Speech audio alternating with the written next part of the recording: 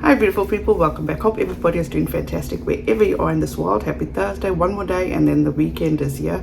Cannot believe how fast these days are going. Just a few more days and we'll be in March. Amazing. So in today's video, I'm actually going to be discussing the TikToker that has been sued by the Idaho professor. And if you don't know what I'm talking about, I did make a video about this TikToker. Her name is Ashley Guillard. And I do go into exactly who she is and what she's been accused of. So if you want to familiarize yourself with this, please go back and watch that video. I'll link it down in my description box and then you'll be up to date on what I'm reporting on today.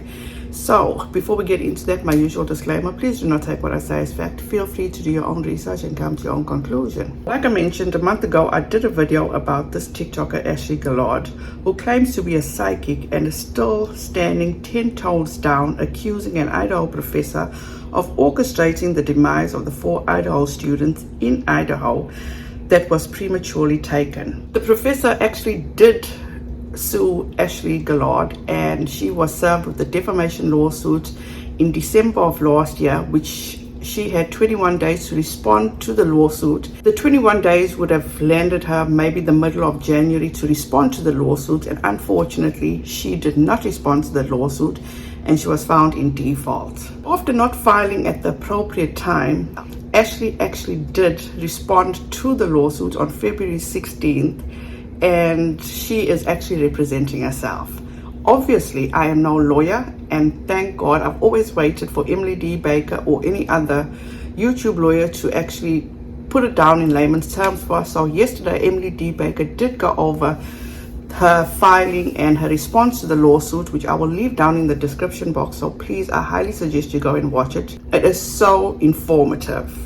Basically, in a nutshell, the reason for her not responding at the appropriate time and a reasoning for not doing so is that she feels that she's been so overwhelmed with other legal actions that she's facing and also family obligations. This is absolutely wild because Ashley actually filed counterclaims against the professor and her attorneys. That's why I absolutely encourage you to go and watch Emily D. Baker's breakdown of this. You would be amazed. She names so many YouTubers that covered this, and she feels that she's been defamed. She feels that her reputation has been tarnished, and she's blaming the professor and her attorneys for actually doing this. And in this lawsuit, she named INABA, she named Marquis, she named Law and Crime, who else? Dr. Grande. It's wild. It's absolutely wild and so asinine. And did I mention that she's actually back on TikTok, and she has a YouTube channel where she made a 40-minute video of the synopsis of the plot to kill the 4 Idaho University students. She is not letting up. She is, as I said, standing 10 toes down, insisting that this professor had actually concocted and orchestrated the murders of the 4 Idaho students, which is, in my opinion, ridiculous. So she did give a reason as to why she did not file a dismissal in regard to this defamation lawsuit, and this is what she said.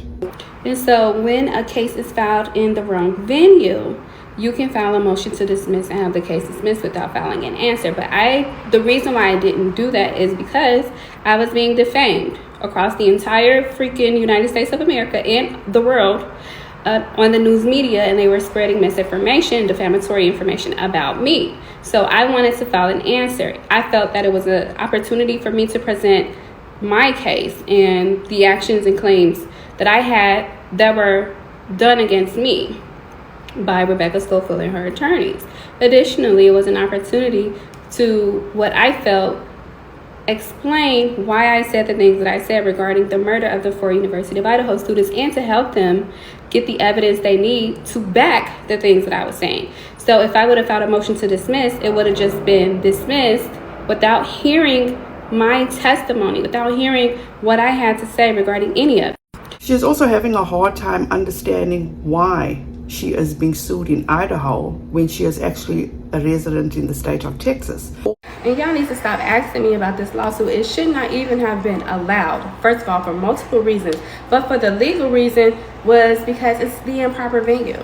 Like anybody with a little bit of sense knows I'm not an Idaho resident, so I should not be sued in the District of Idaho federal courts. Then they got the nerve to not allow pro se clients to e-file. Meanwhile, so her attorneys are e-filing documents. If I want to file a document, I got to fly to Idaho or mail it in and hope they get it. First of all, there needs to be some type of system that automatically declines lawsuits that are frivolous. Why would you sue a Texas resident in Idaho? It makes no sense. And they knew that with their over 20 years of experience practicing law. So I will file this motion to dismiss or whatever it is that it needs to file, but I shouldn't have to do it. It should have automatically been rejected for improper venue. It's not fair and it's not cool. My answer or my response to her would be, feel free, go watch Emily D. Baker's breakdown of your lawsuit, Ashley, because Ashley tends to have a habit of watching the videos that people make about her, to which she actually watched mine and she left a comment to which it said, as you can see, did you, and in quotation, face that you could be wrong? 3 question marks. Honestly speaking, it's not what I feel is right or wrong. I'm just going and reporting on what is put out there.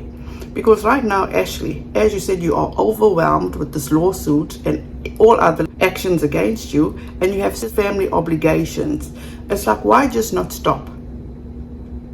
Stop. Why are you actually insisting that this professor had something to do with the demise of those 4 Idaho students?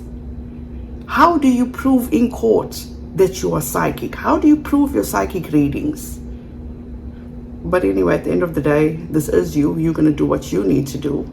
So go ahead, do you, boo. Nobody should be going and harassing this woman. Nobody should be going and threatening her life. That is not called for. That is not necessary. Please, whoever is doing this to her, just leave her alone. You know, let the justice system do what they need to do, because she feels quite confident in how she feels and what she's doing, which in my opinion is so wrong, because the hurt that she's inflicting on other people.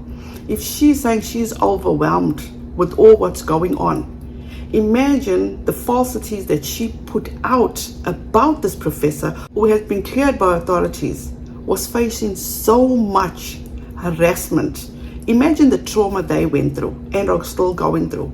So at the end of the day, let the justice system do what they need to do, but do not go and harass and do anything harmful or send a nasty messages. Don't do that.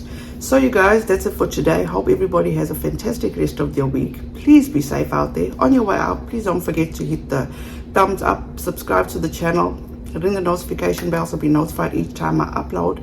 Have a wonderful rest of your day. Be kind to one another, and don't forget, make good memories. Bye guys.